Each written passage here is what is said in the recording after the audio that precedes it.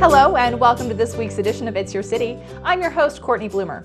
The Nevada Fair is just around the corner, and this week's guest is Vern Krahn from Carson City Parks and Recreation, who's directing marketing for this year's fair. Vern, thanks for being with us today. Glad to be here, Courtney. Tell us a little something. Thursday is the kickoff. What can people expect at the fair this year? Well, thank you for asking. The fair itself, as you mentioned, kicks off at noon on Thursday. There will be a ribbon cutting ceremony there. There will have a variety of different things happening. The carnival kicks off at noon as well, so please come on down, spend time at the ribbon cutting ceremony, go to the carnival, and just start enjoying the events. We'll have started some of the judging by that particular point with both livestock and with the baked goods and the quilts and those kind of things in the exhibit hall. So once it kicks off, it's going to go, and it's going to go fast. It's going to go fast. There is an action-packed weekend of events planned for the fair, which is taking place, of course, at Fuji Park. The fair came back last year as the Nevada 150 Fair, and the people here in the city decided that we would continue doing the fair again for another year. What was behind that decision? A lot of it was just how well the fair was received. When you do an event for the first time, as you mentioned, it was the sesquicentennial event, and part of the state was looking for each city or municipality to put together a signature event. And the Board of Supervisors decided that it was important that Carson City join with the entire state in its celebration, and that's how the fair came to be. Well, the public really liked it, and the response that came back to the Board of Supervisors was, let's do it again. And the board has provided enough money for us to move forward and do it for 2 years, so we'll be doing it this year as well as next. And so we're in the process of moving forward. And after a year of planning, we're here. We're on the doorstep, and we're excited. We think the fair is going to be a better fair than it was the first year. We had we got different vendors, we have different rides, we have a lot of different things that are going to be here. They're going to be different. So just because you came once doesn't mean you're going to see the same thing again. This is not the same old fair. A lot of people also have kind of the impression that fairs are more of an agricultural event, that the livestock is kind of the only thing that's going on. That's not the case at all. That's correct. That's correct. We will have those things that most people associate with a fair. The livestock judging, the cows, the pigs, the chickens, the rabbits, as well as your exhibits inside the exhibit hall with quilts and other types of 4-H and FFA products. And so that's what most people think of, and there will be that. But we have different vendors that are going to be there. We've got a great carnival, and the entertainment is something that a lot of times is associated with the fair. And this year we've got a couple things that are really exciting. We've got on Friday night, we have what we're calling the Bulls and Broncs show. It's a ticketed event, so you'll have to go buy a ticket, but it's not that expensive. If you buy them before the event starts, that one's $10. So if you wait, it's going to be $15. So you want to get your ticket early. And where can people get these tickets? They can get them down at the Convention and Visitors Bureau office, or you can go online to the nevadafair.com website and purchase them through the website. So people want to do that before Friday? Absolutely. Absolutely. And then on Saturday, we have a truck and tractor pull that's happening. Again, a similar thing. Get your tickets early because it's a $10 prior to the event, $12 at the gate. So just if you're kind of like me who doesn't want to spend a lot of money, but have a good time, buy the tickets early. Buy the tickets ahead of time, and for those folks who are enthusiasts for big trucks and engines, the truck pull is going to be a really exciting event. Oh, absolutely, absolutely. There's also the opportunity for people, if they want to, even here in Carson City, be able to come down, hook up their own big rigs, and be a part of the event. So not only you're going to have the professionals there, but if the locals want to get involved, they can too. So if you're a local person who has a big truck, how do you go about getting your truck signed up to show off and compete with the big boys? Right. There's a way we can get on the website, and you can again be able to call the folks and get into that whole mix. So visit the website, which is nevadafair.com. Correct. And find information there. And you can find information there about things other than the truck pull. Everything about the fair is online at the website. The schedule of events is on the website. Yep.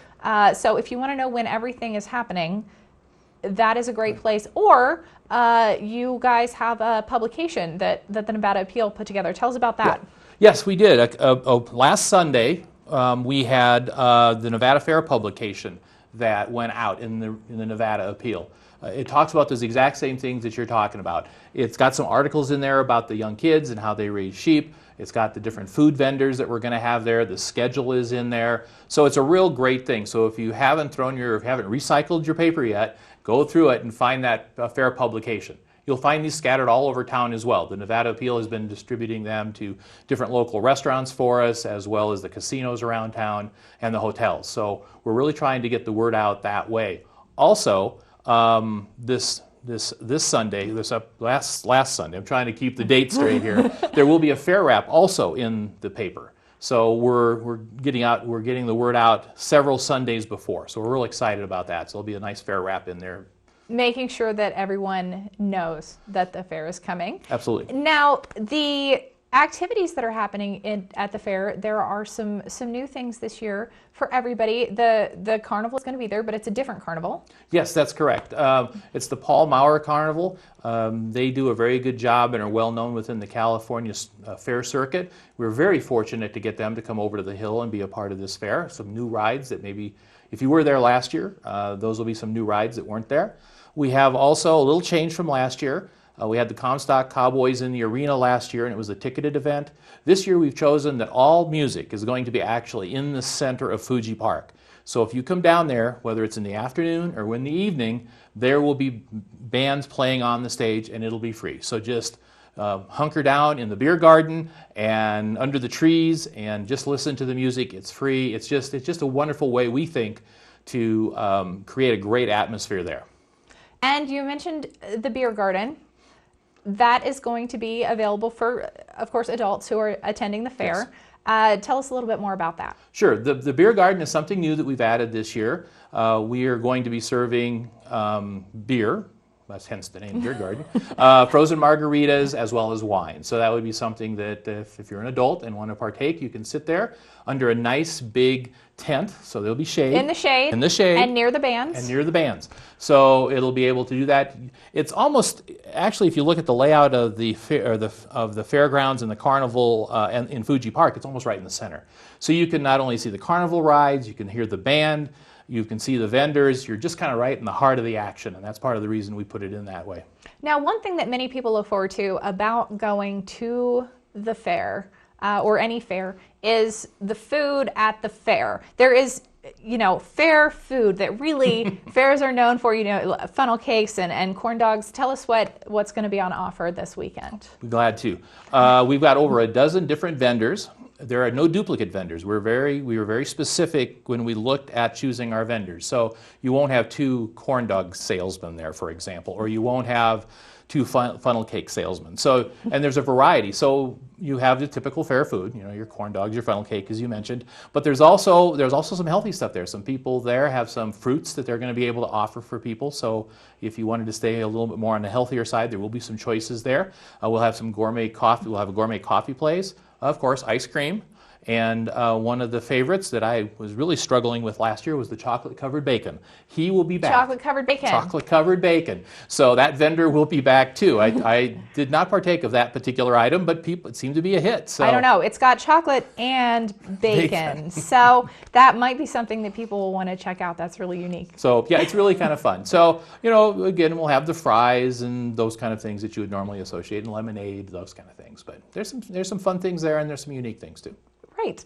So getting to the fair, let's talk about this. The Casino Fandango, for the second year in a row, has been generous enough to offer up their parking facility as a home base for the shuttle system. How can people access that shuttle? What are you wanting people to do to get to the fair? Yes, we would really like them to go to the Casino Fandango, park in the Galaxy Theater parking lot toward the south end. There will be pop-up tents there. There will be employees from the Casino Fandango. They've got actually some little gift giveaways, I guess, this time around. There'll be water, pop-up tents, and what happens is the Jack Jump Around Carson bus service will be providing free bus service from Casino Fandango's parking lot all the way down to the fair and back. So the reason we're able to do this is that it's on the route. So if you were, this is a normal route that the city has from the Fandango down to the fairgrounds. Patrick Pittenger, who runs the bus system, is just going to be adding some extra buses. So the times to get people back and forth are real short. I took it last year just to kind of see what it would be like. It's really nice. The drivers were wonderful, polite, and you're down there in less than 5 minutes. No hassle, no fuss, not trying to dodge people running across the street. It's just a real nice, and it's air conditioned. The buses are all air conditioned, so they drop you right off at the front gate. You're ready to go. And it really eliminates some of the congestion with people trying to get in and out of the fairgrounds. But for folks who might have mobility issues and things like that, there is some limited parking available at the fair. I'm glad you brought that up. Yes, there are handicap parking stalls down along Old Clear Creek Road. They will be marked off. So if you have the traditional handicap sticker, you'd be able to park in those and be able to get off at the fairgrounds, no charge whatsoever. The other thing that we're offering this year is a VIP parking pass that you can buy, and I believe the price is $20, and you can that would get you there for all 4 days. You'd be parking in the fairgrounds parking lot. If you wanted to buy those, you go down to City Hall and buy them down there. All right. So it sounds like a lot of effort has been made to make getting in and out of the fair as convenient as possible for people. And like you, I tried out the shuttle last year at the fair. It was very smooth. So we definitely want to encourage people who are planning to visit the fair all 4 days. The buses are going to be running. Absolutely. And before and after as well. So if you're worried that the concert or the show that you want to see is the last thing that's happening at the fair, the shuttles are not going to stop and strand you at the fair. That's correct. No, we're not going to do that. No, the buses every day will start at 11:30. The fair actually opens up at noon, so we'll start running the buses at 11:30. And on Thursday, Friday, and Saturday night, the fair closes at 11, and you'll have till 11:30 to get to the buses. On Sunday, the fair is going to close at 9:30 on Sunday. You will have a half hour to get to the shuttle bus station. The last one will run from Fuji Park at 10. So no one's going to be left behind. No one needs to worry about if you've got an event that's going to go towards the end of the fair. The buses are going to be running for you. Absolutely. They will keep running until everyone is back to their cars. Absolutely. At Casino Fandango.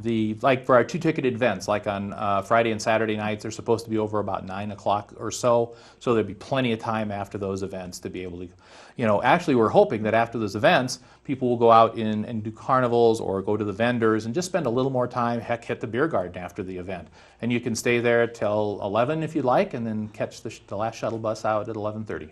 Now you guys went to great lengths to make this a fair for the whole community, people of all ages, and with the help of the Nevada Appeal, the fair put together something kind of special for kids. What's that all about? Oh, thank you for mentioning that. Yes, the Nevada Appeal, as we were developing the marketing plan for the fair, the Nevada Appeal offered up a coloring contest. And I wasn't quite sure how that was going to work, although it seemed like a fun idea. And it worked out really well. We ended up breaking the coloring contest into 3 different age groups, 3 to 5, 6 to 8, 9 to 12. And we got multiple submittals at all those age group levels. And we have awarded prizes, we have awarded winners. We went first, second, and third place. Each of them will get a particular prize, and those will all be shown at the fair. So if you're out there running around, they'll actually be displayed in the exhibit hall with the first, second, and third place winners having ribbons on them. So if your child participated in the coloring contest and you want to see their artwork actually on display, the exhibit hall at the fair is the place to go and check that out. Absolutely. Anyone, we felt that if they were willing to make the time to do that, we felt it was worth the time to display them. And so all the entries will be displayed. And some of those prizes and some other things have been provided by the fair's sponsors. Mm-hmm. Do you want to mention any sponsors that really are playing an important part in this year's fair? Well, of course, we want to keep in mind the Fandango. They're a great group in this. The other one of our other sponsors we really want to acknowledge, and maybe not even so much a sponsor as a partner, is the Convention and Visitors Bureau. Joel Dunn and his staff have been great to work with this year. We're selling tickets out of their office. They are helping us with the Nevada Fair website. They've got this amazing copy machine. you could fly to the moon with that thing. How you could get fold staples and collates, and it's just amazing. And we were able to, using that machine, save a lot of money. Some of this kind of stuff they produce in-house. I mean, this is one of our fair posters.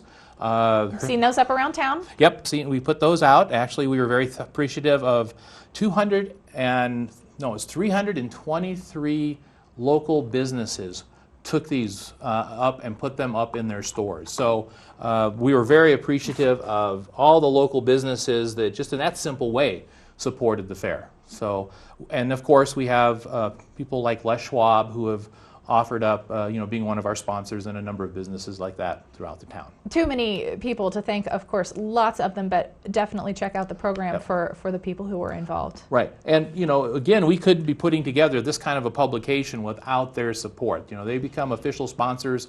They give us money, and they get an ad in the paper, of course. But it's more than that. It's a community spirit thing, and it's a community that they believe in, and they believe in the fair because these ads do cost some money, and it's something that we certainly appreciate and value the sponsors in the publication. And it's the sponsors and the generosity of some city funds that make the fair possible to be free for everyone to go. That's correct. The Board of Supervisors has allowed a certain amount of money that we get to use as a part of the budget for the fair, and so with that, we're able to do that, offer this for free admission. And thank you for mentioning that. Sometimes you kind of forget that. With a lot of fairs, you have an admission charge. Right, you pay at the gate to get in. Not the case here. You Not can the just case. walk right into the fair. Absolutely. And the only thing we're charging for is just their 2 ticket events on Friday and Saturday night. Otherwise, it's free admission, and we just invite people to come down. Well, Vern, thanks so much for being with us today and telling us a little bit about the fair. It's going on this weekend. It starts this Thursday at Fuji Park and runs through Sunday evening. So we hope that everyone will come out. Do you have anything else you'd like to say to people? Just love to see you at the fair. All right, we'll see you there. And thanks for joining us again for this week's edition of It's Your City. I'm Cortney Bloomer. We'll see you next week.